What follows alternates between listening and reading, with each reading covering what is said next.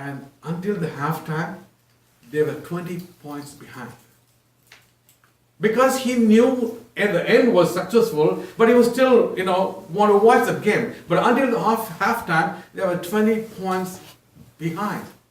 But nobody would, can think about these guys are going to pull it up. But he knew the results already, so he was not throwing the popcorns or banging the table. Nothing is happening because he knew the result. It's going to happen like this. That's the hope. We should know what's the hope we have for. This is what it's going to be. That type of a hope we must have. Whatever it may be, we may be sick, or we may be having some loss in our business. You might have lost your house or apartment or car or wealth or whatever it may be. You could be a sick person, or you might have lost a relationship with somebody. Your children might have gone, or husband might have left, or wife might have left, whatever the case is. Your friends might have flew, but remember this, when Moses had no way to go, he had no way to go, he was surrounded by negativities, by the people nagging him. Why you brought us here? On the other side, the enemies are forcing back. And the other side is totally blocked with the deepest sea there. Moses wasn't panic. He stood calm because he knew and he had a hope in God. God will find a way. Moses had a hope. He hoped not for the good, but he hoped for the excellent.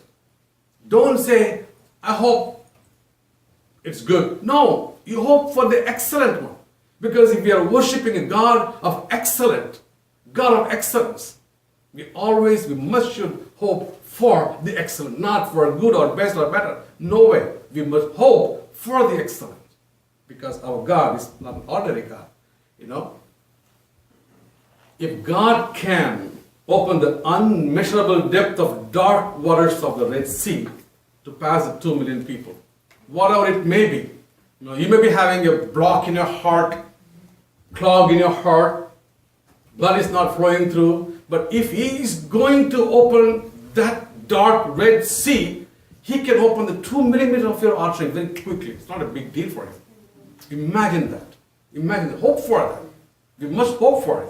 We don't have to give it up. This is it. I can't do anything anymore. No, any condition. Maybe your sickness, whatever sickness, your stomach or whatever it is, He can definitely do that for you. Because we must have a hope in us. We become hopeless or helpless. We panic, we ran here and there. Remember, Hagar was running. She kept the baby on the land. She was running in between the mountains. She doesn't know what to do. All her focus was water, water, water. She was running because baby was dying without water. What happened that time? Did you read the story? What happened?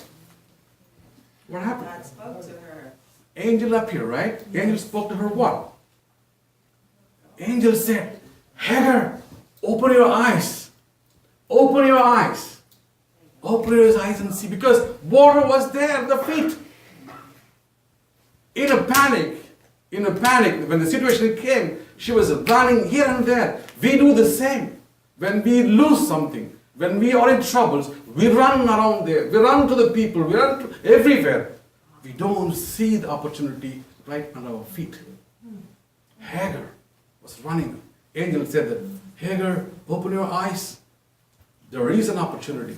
In each and every circumstances and trials, any disturbance, any troubles, there is an opportunity. Always, all the time. We can never say that there is no opportunity. It is always, always there is an opportunity.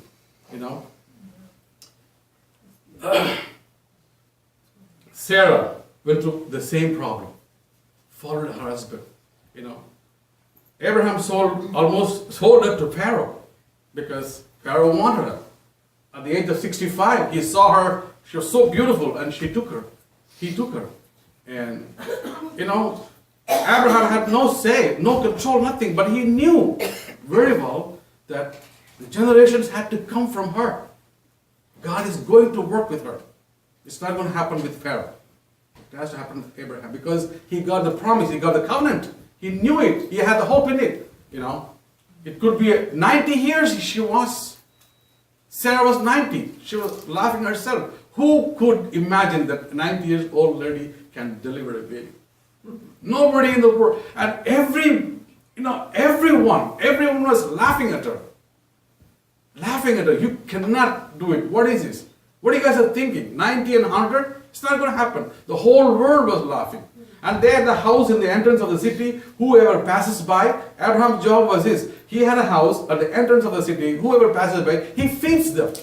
He gives them boarding and lodging for free. And he conveys the message of monotheistic God. Because he came from a polytheistic God background. He was following now Jehovah. Now he was telling to the people. He was actually doing the gospel work there.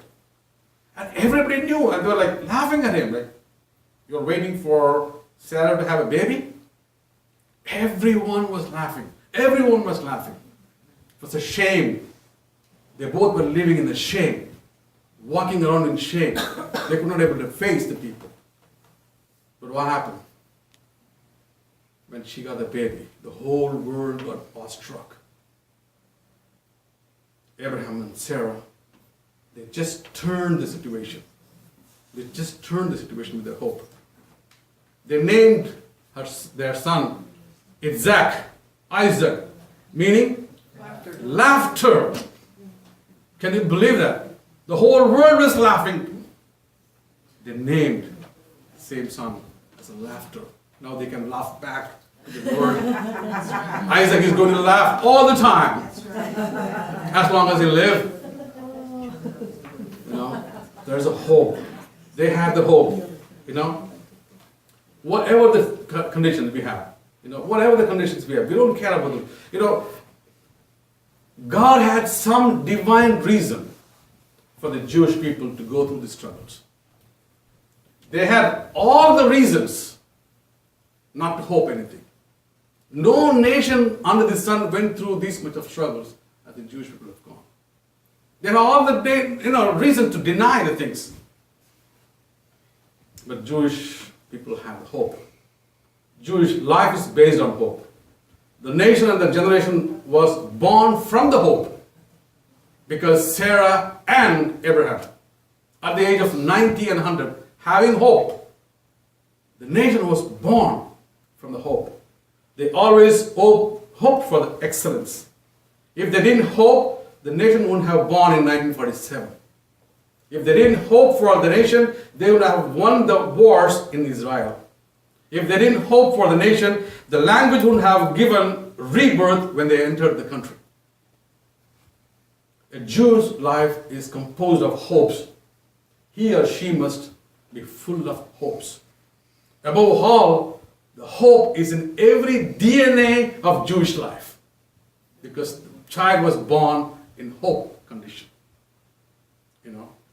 If we have these remnants, if we have these witnesses around us, surround us, how about our hope today? Are we hoping anything practically, literally, or we are just passing on this earth?